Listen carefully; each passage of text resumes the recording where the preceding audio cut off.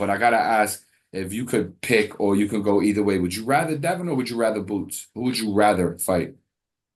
I don't know because they're both incredible athletes and they're both very dangerous and at a certain level. Like Devin, not so much so.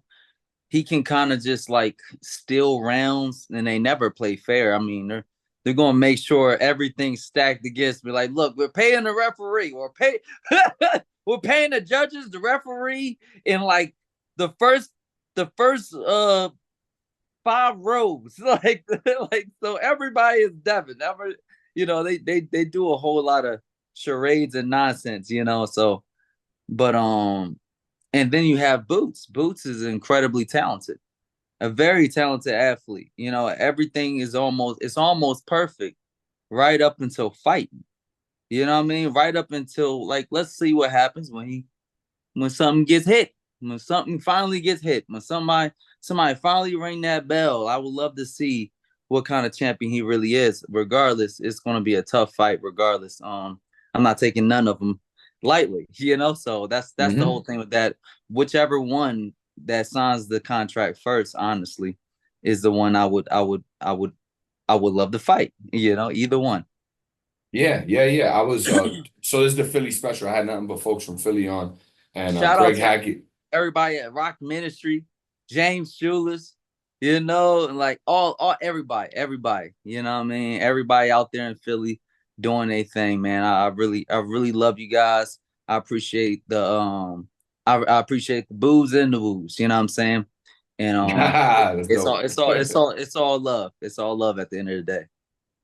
Yeah, yeah. Nobody said nothing bad about you, nothing like that. But I did Oh ask, right? damn! Now Nah, I not feel not not bad. not not on not on our chat. But I need somebody to say something. well, listen, chat is wide open. If y'all want to talk to Blair, Blair ain't never run from anything. Again, y'all got limited time, so get it in there because I'm not gonna keep Blair long, y'all. So rock with us while he's here. But either way, Blair, look, I had to ask Greg Hackett. Greg Hackett's my man. He's a dope voice in boxing. He's the voice in Philadelphia right now. He's definitely the one that has the platform. And I just asked him, I said, yo, come on, Greg, tell me something. I said, what makes more sense for Boots if he cannot get a championship fight than fighting Blair Cobbs in Philadelphia at the Wells Fargo Center? And his response, and I want to ask you, it's not so much about him, but I think that's a general perception, right? He says something along the lines of like, you're just not viewed as being a Philly fighter. He said you don't look like you're from Philly. So like I gotta ask you, why do you think people don't automatically link you with Philly like the way you would want to, especially considering that you rep it? And what does it mean when somebody says you don't look like you from Philly? I gotta understand that better. I mean, damn, does Kevin Hart look like he from Philly? Does Will Smith look like he from Philly? God damn. Like what? Cause I don't grow a full fucking beard. Like You got the Aki. You got the Aki. Now just playing. because I live in a place that's hot as fuck and I don't need to be wearing Timbs. Like I don't understand. Like You gotta get your butters and your dickies right. Come on, Blair. I know I gotta get my butters back. Y'all fucking playing with me over here.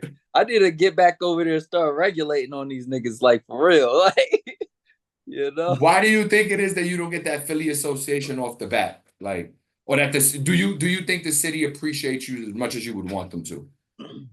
Well, I don't know. Like this is the whole thing with me, right?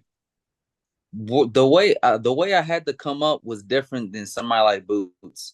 Boots already had a whole lot of help to get to where he's at. You gotta realize this is like multiple generations to get to just this one fighter. You know what I'm saying? He had to go through the whole shit with the brothers and the father and all that stuff, all the way to get up to just that one fighter, which is Boots. You know what I mean? And they got a whole lot of help along the way, building up throughout the Olympic trials and stuff like that. And then you got somebody like me. Like my upbringing is different. You know what I mean? I'm coming from nothing and trying to make something out of nothing, and that's a big that's a big change. You know what I mean? And honestly, I'm be straight up. Like at this point, I would probably represent Philly harder than Boots only because of that. Only because of that. Because like I'm that one man army to represent me. And that's really like how most of Philly is represented.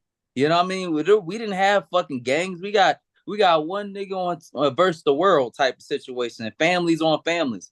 But it's never really been like Philly is not really like a culmination of all the people standing together, because it's so like a crab in a barrel type of mentality out there. You know, that like they will tear you down, and like they tore me down and stopped me from progressing and getting to where I rightfully belong for a very long time. If I had popped off the way I was supposed to pop off in 2012, you know what I mean? A lot of fighters would not even be there. We probably wouldn't even know who the fuck some of these fighters were. You know what I mean? And that's just how it is. But that's how it is, man. I had to get out. I had to get out of oppression of Philadelphia in order to make it. You know, and that's kind of like how you sometimes you got to do that. You got to leave in order for you to get something and bring it back home. And that's what I strive to do. I strive to get out, make something of myself, and bring something back home. Say less, man. I think you definitely got your point across. Let me ask you a question though.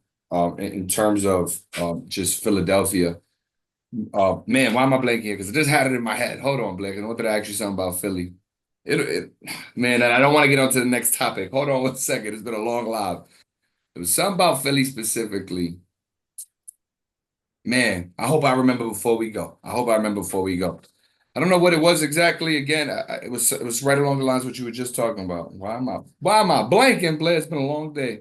It's been a long day. You know what I mean? Oh, that's it. That's it. All Duh, they duh, duh, duh, duh, know is duh. that Blair Flair is coming back home. Coming back home. And I got it.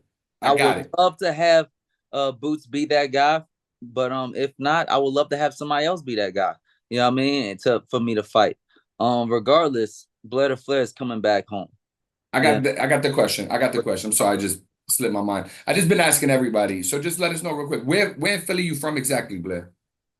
I'm from Germantown, honestly. Oh, Yeah. okay. But Okay. but the thing is, right, when I trained in West Philly at this place called James Schuler's Boxing Mall. And that was like where I remained for pretty much my whole time there. You know, there was a time where like I just got burnt out with being in Schuler's and not having nothing done. And then I went to Johan Gym, which is closed down right now, and things like that. So like technically when I was in Philly, I represented West Philadelphia. And that's where like my roots are in boxing, you know, and I did a lot there. I trained there, I fought there, I represented Philadelphia in the Olympic qualifiers and things like that. Got you. Got you. No, thank you. Again, this being a Philly special and us having Philly fans, because even after this video ends, we'll definitely have portions of this that go up. I think it's important. You repping your city, and some folks always wonder, like, oh, this person from my city, where exactly? Now y'all know. Blair gave y'all that clarity. We gonna sign off with this, Blair the Flair. North Go Philly, ahead. but Go ahead. you know, that my family's from North Philly, and like I stayed in Germantown for most of my time, and I had a lot of family that was like right on that border of like what we consider Cheltenham. So I've been around. Been around. Definitely a Philly native, for sure, for sure. All right, Blair. Last topic I'm gonna ask you about. And definitely just want to get your perception of it. What did you think about the Zoo fight and Zoo taking that loss and Bakram, and just your thoughts on it all? Hey man, it's what happens in the game, man. Like you win, you lose, but it's not even really about losses. It's really about how you take your loss. Can you bounce back? Can you lose gracefully and then learn from your mistakes and bounce back? Or are you gonna be a Devin Haney?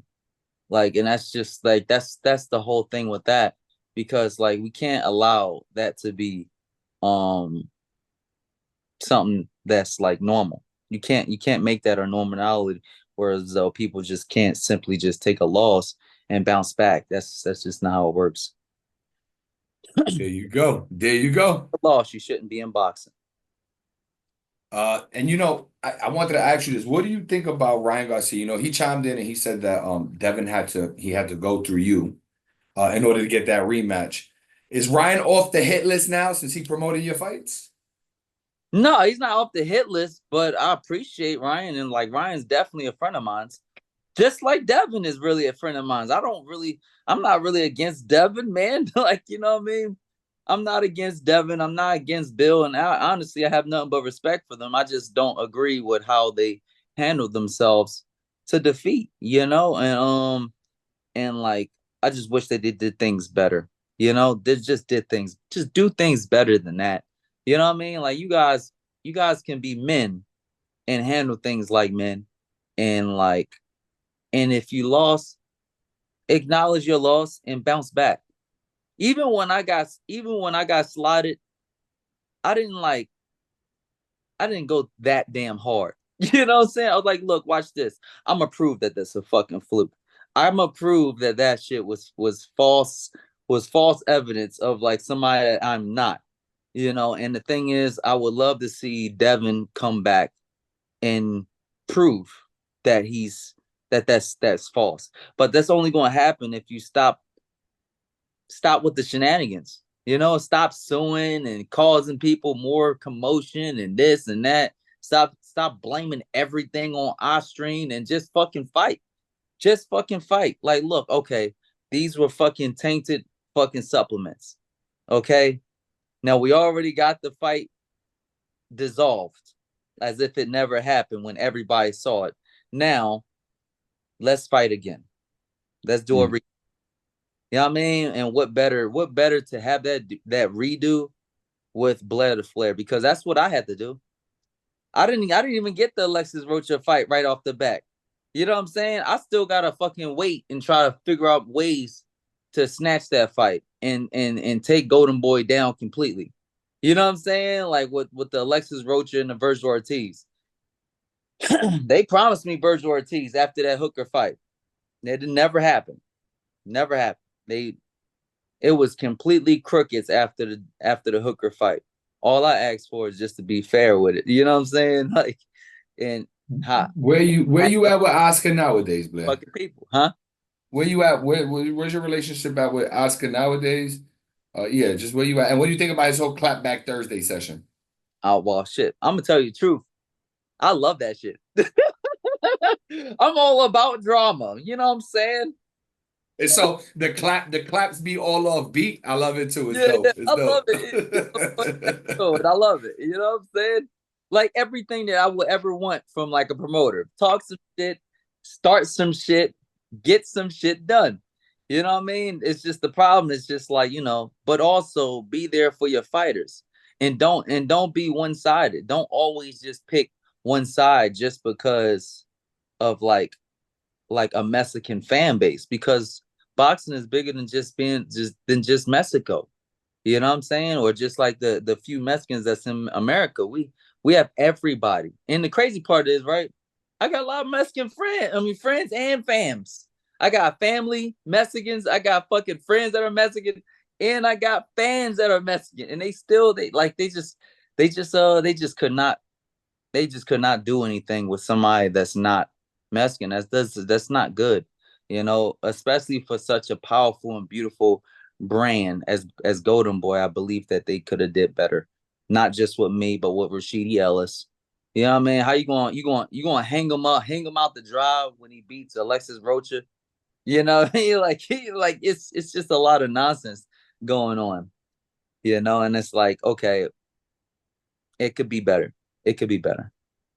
Where are you and Oscar at today? Have you spoke with him recently? You got cool? Did y'all leave on like bad terms? I spoke to him, and honestly, like, if we was to have a conversation right now, it'd probably be about like, okay, look, you guys just give me the money that's owed to me because you put me on a shelf for 2 fucking years.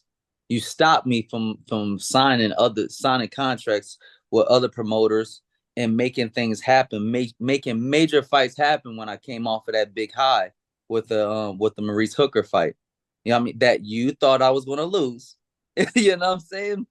Give me my $1 million so I can move on, and then and let's continue Let's continue the relationship, but in a better fashion.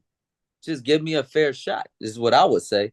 But that's all I had to say about that. Like where I am, how I wanted to go.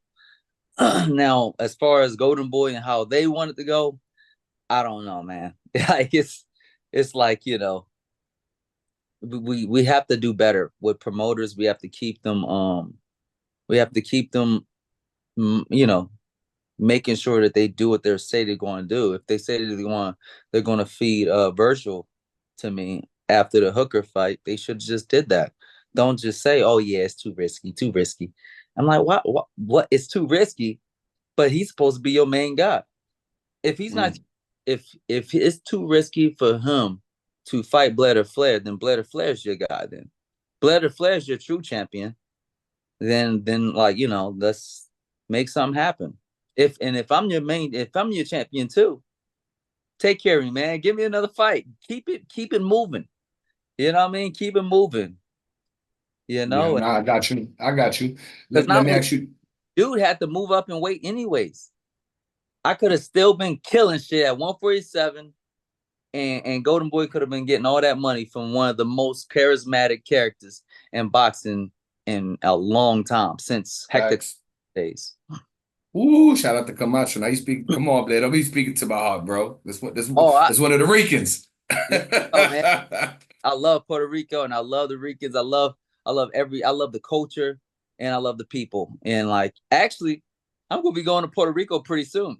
And Are you that's coming for the fight in December? I don't know. I might come to the fights in December, Line it up. but Line it. Come I'm through Richardson probably Hitchin Week. to Puerto Rico and it's gonna be great. Well, next week. And it's gonna be great.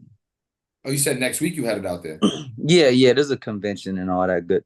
Oh, no doubt. No doubt. Nah, have fun, bro. Have a good time. Let me ask you something just real quick because we touched on them. And this is definitely our last question, but I'm gonna let you out of here for sure.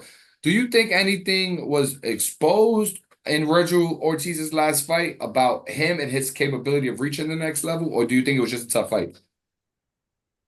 Um, I don't know. I mean, like, look, Virgil never changed though. Virgil never changed. He's always been the same. He's always been a tough guy, that probably have problems with a moving target and probably have a little bit of problems with somebody that punches back. That's not just a punching bag. But like, does that stop him from being a champion? I don't think so. I Mhm. think that like he still is a quality fighter. Um and at times deserve everything that's given to him. It's just Blair Flair is supposed to be given to him. He needed a real test, whether he fail or succeed, it doesn't really matter. You know what I mean? He can still be great in his own way. Look, it like losing to me ain't going to kill his career. He could have just moved on, moved up in weight class, said, "Oh yeah, the weight killed me," which they'll come up with something. And Mm-hmm. but now now we'll never see that, and we'll never see somebody like that be tested to a degree where we get to see those colorful linings of like of who he actually is. And that's why we watch boxing, because we want to know the truth, but we ain't been seeing the truth. Gotcha. Gotcha.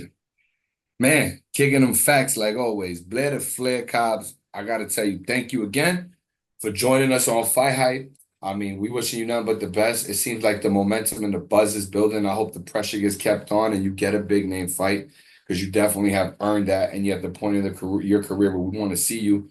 Only names you took, you got the W against AB, and we want to see that keep going that way for you. And I wish you nothing but the best of luck, and I hope that Devin Blair is a fight in 2025. But no matter what, success, brother, always, man. Appreciate your time.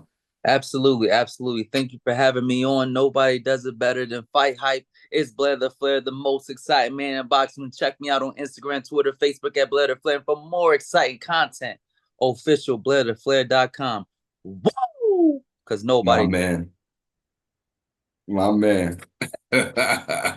Appreciate you, G. I'm gonna get up with you. I'll holler at you, Blair. Absolutely. Thank you for having me on. Yes, sir. Yes, sir.